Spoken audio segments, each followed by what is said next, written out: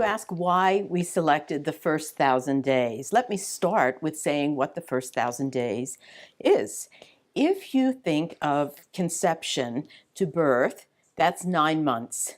And then if you think of birth to age 2, that's 24 months.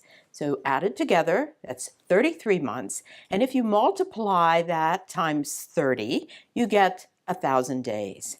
Well, we know that what happens during that first 1,000 days is a tremendous amount of growth and development that influences the rest of life and into the next generation.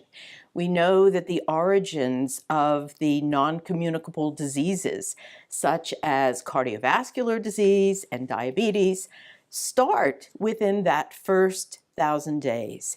So that by helping children develop in a healthy manner, that we put them on a trajectory that can help them throughout life.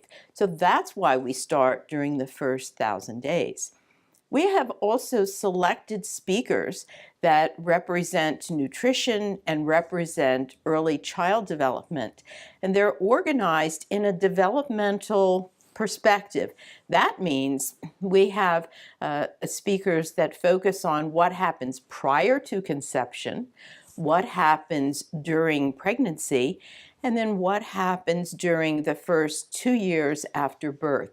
So they represent the entire 1,000 days. The speakers represent some basic issues into policy issues.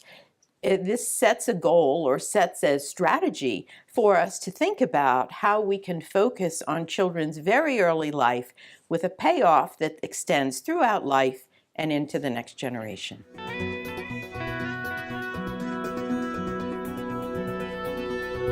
Well, you know that what you say illustrates the continuity of life. So choosing 1,000 days chooses a slice. Is it a complete slice?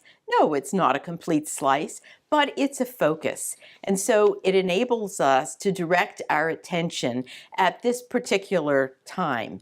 But certainly thinking about prior to conception, and that's among both males and females, then gets us ready for the first 1,000 days. You know, as we talk about the first 1,000 days, that's not the end of the story. It's the beginning of the story. So it means that we still need to focus beyond that, but this directs our attention to this particular phase, and that's what we'll discuss today.